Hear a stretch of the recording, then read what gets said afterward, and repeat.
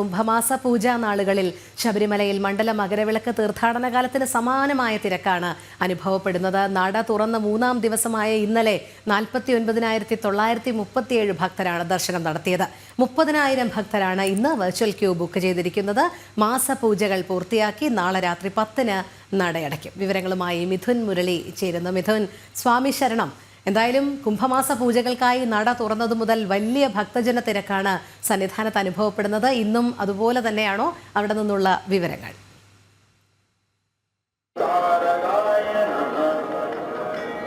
രോഹിണി, ദേവിക, സ്വാമി ശരണം. രാവിലെ അഭൂതപൂർവമായിട്ടുള്ള തിരക്ക് അനുഭവപ്പെടുന്നു. മണ്ഡല മകരവിളക്ക് കാലത്തെ ഓർമ്മിപ്പിക്കുന്ന അതേ തിരക്ക് തന്നെയാണ് ഇന്ന് നട തുറന്ന് 5-ാം ദിവസവും ശബരിമലയിൽ അനുഭവപ്പെടുന്നത്. കഴിഞ്ഞ 4 ദിവസങ്ങളിലും 12-ാം തീയതി വൈകിട്ട് 5 മണിക്ക് നട തുറന്ന ആ ദിവസം മുതൽ തന്നെ ഇങ്ങോട്ട് വലിയ തിരക്കാണ് അനുഭവപ്പെട്ടത്. ഇന്ന് പുലർച്ചെയും ഫ്ലൈ ഓവറും നടപ്പന്തലുമെല്ലാം ഭക്തരാൽ നിറഞ്ഞിരിക്കുന്ന കാഴ്ചയാണ് കാണുന്നത്. പുലർച്ചെ വലിയ തിരക്ക് രാവിലെ മുതൽ തന്നെ 5 മണിക്ക് നട തുറന്നപ്പോൾ മുതൽ തന്നെ തുടരുന്ന തിരക്ക് ഇപ്പോഴും ഉണ്ട്.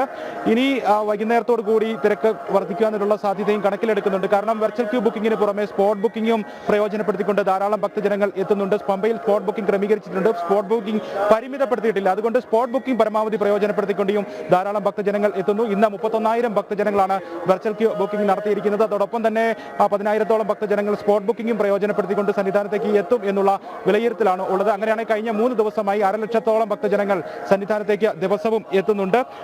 ഓരോ ഭക്തജനങ്ങളെയും ഓരോ ഘട്ടമായിട്ട് 18-ാം പടി കയറ്റി വിട്ടുകൊണ്ടിരിക്കുന്നു. മണ്ഡല മകരവിളക്ക് തീർത്ഥാടന കാലത്തിന് സമാനമായി തിരക്ക് നിയന്ത്രിക്കുന്നതിനായി വളരെ വേഗത്തിൽ തന്നെ ദർശനം പൂർത്തിയാക്കുന്നതിന് വേണ്ടി വളരെ വേഗത്തിൽ കൂടുതൽ ഭക്തജനങ്ങളെ 18-ാം പടി കയറ്റി വിട്ടുകൊണ്ട് തിരക്ക് നിയന്ത്രണ വിധേയമാക്കുന്നതിനുള്ള ഈ കാര്യങ്ങളാണ് ഇവിടെ നിലയുറപ്പിച്ചിരിക്കുന്ന പോലീസ് ഉദ്യോഗസ്ഥരും മറ്റും അപ്പോൾ ചെയ്തുകൊണ്ടിരിക്കുന്നത്. കഴിഞ്ഞ 3 ദിവസമായി ഈ രീതിയിൽ തന്നെയായിരുന്നു തിരക്ക് നിയന്ത്രണ വിധേയമാക്കി മാറ്റിക്കൊണ്ടിരുന്നത്. ഇത്തവണ മണ്ഡല മകരവിളക്ക് കാലത്ത് കാണുന്ന ഒരു പ്രത്യേകത, മാളികപ്പുറങ്ങൾ കൂടുതലായി എത്തുന്നുണ്ട്. കുഞ്ഞു അയ്യപ്പന്മാരും കുഞ്ഞു മാളികപ്പുറങ്ങളും ധാരാളമായി ഈ മാസപൂജ കാലത്ത് സന്നിധാനത്തേക്ക് എത്തുന്നു.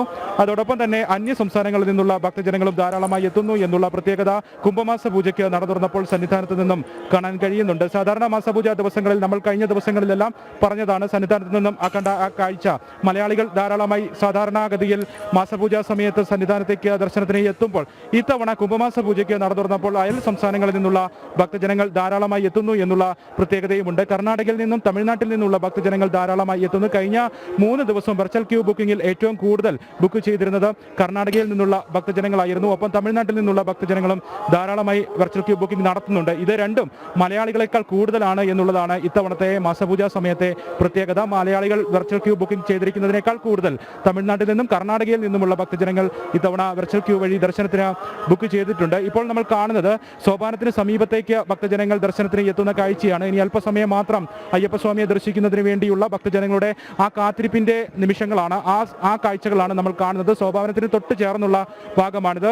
ഫ്ലൈ ഓവർ കടന്നു വരുന്ന ഭക്തജനങ്ങൾ ദർശനത്തിന് വേണ്ടി മുന്നോട്ട് നീങ്ങുന്നു. വളരെ വേഗത്തിൽ തന്നെ, അധികം കാത്തു നിൽക്കാതെ തന്നെ ഭക്തജനങ്ങൾക്ക് മുന്നോട്ട് നീങ്ങാൻ സാധിക്കുന്നുണ്ട്. നടപ്പന്തലിലും മറ്റും ഏകദേശം 1 മണിക്കൂർ താഴെ മാത്രമാണ് ഈ തിരക്ക് കൂടുന്ന സമയത്തും ഭക്തജനങ്ങൾക്ക് കാത്തു നിൽക്കേണ്ടി വരുന്നത്. തിരക്ക് വളരെ നിയന്ത്രണ വിധേയമാക്കുന്നതിന് വേണ്ടി വളരെ വേഗത്തിൽ മുന്നോട്ട് ക്യൂ നീങ്ങുന്ന കാഴ്ച കാണാൻ കഴിയുന്നുണ്ട്. തിരക്ക് കൂടുതൽ ആകുന്ന സമയത്ത് ഏകദേശം 1 മണിക്കൂറിൽ താഴെ നടപ്പന്തലിലും മറ്റും ഭക്തജനങ്ങൾ കാത്തു നിൽക്കേണ്ടിയും വരുന്നുണ്ട്. ഇപ്പോൾ ഫ്ലൈ ഓവർ നിറഞ്ഞ് കവിഞ്ഞു നിൽക്കുന്ന കാഴ്ച കഴിഞ്ഞ ദിവസങ്ങളിലെല്ലാം കണ്ട സമാനമായ കാഴ്ച ഇതേ കാഴ്ച തന്നെയായിരുന്നു. ഫ്ലൈ ഓവർ നിറഞ്ഞ് കവിഞ്ഞു നിൽക്കുകയായിരുന്നു ഉച്ചയ്ക്ക് നട അടയ്ക്കുന്ന ആ സമയം വരെയും. പിന്നീട് 5 മണിക്ക് നട തുറക്കുമ്പോഴും ഈ സമാനമായ കാഴ്ച തന്നെയായിരുന്നു കഴിഞ്ഞ വൈകുന്നേരങ്ങളിലെല്ലാം സന്നിധാനത്ത് നിന്നും കാണാൻ കഴിഞ്ഞത്. ഇനിയിപ്പോൾ വൈകിട്ട് 5 മണിക്കാണ് ഇന്ന് നട തുറക്കുന്നത്. ഉച്ചയ്ക്ക് 1 മണിക്ക് പതിവ് പൂജകളും ഉച്ചപൂജയും പൂർത്തിയാക്കി നട അടയ്ക്കും. അല്പസമയത്തിനുള്ളിൽ തന്നെ ഉഷപൂജ തുടങ്ങും. ഉഷപൂജ തുടങ്ങുമ്പോൾ നട അടയ്ക്കും. ആ സമയത്ത് ഭക്തജനങ്ങൾക്ക് കുറച്ച് സമയം കാത്തിരിക്കേണ്ടി വരും.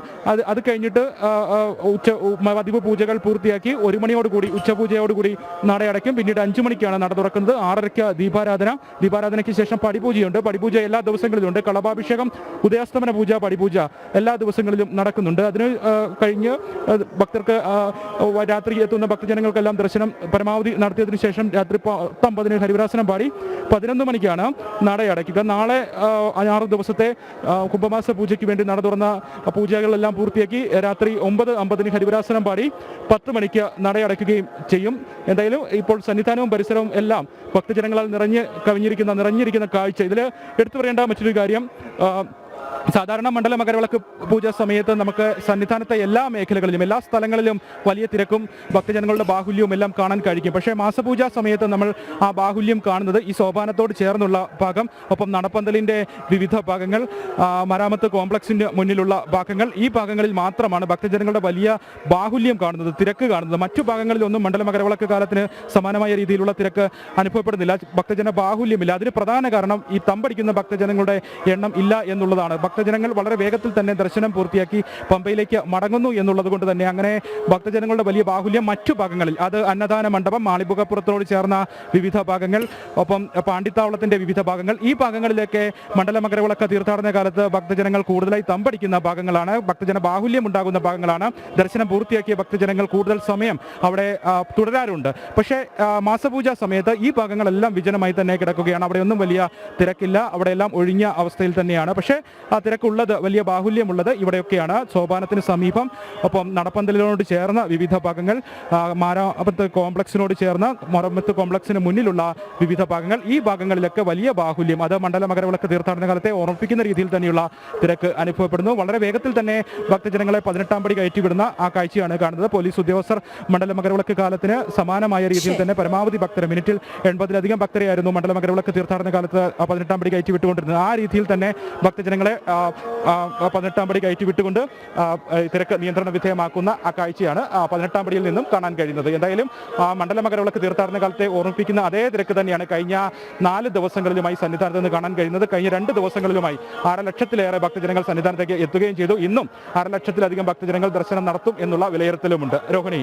ശരി മിഥുൻ, കുംഭമാസ പൂജകൾക്കായി നട തുറന്നതു മുതൽ വലിയ ഭക്തജന തിരക്ക് തന്നെയാണ്. ദിവസവും 1.5 ലക്ഷത്തിലധികം ഭക്തജനങ്ങളാണ് അയ്യനെ ദർശിക്കുന്നതിനായി എത്തിച്ചേർന്നുകൊണ്ടിരിക്കുന്നത്. നാളെ ആണ് നട അടയ്ക്കുന്നത്. മിഥുൻ മുരളിയാണ് വിവരങ്ങൾ നൽകിയത്.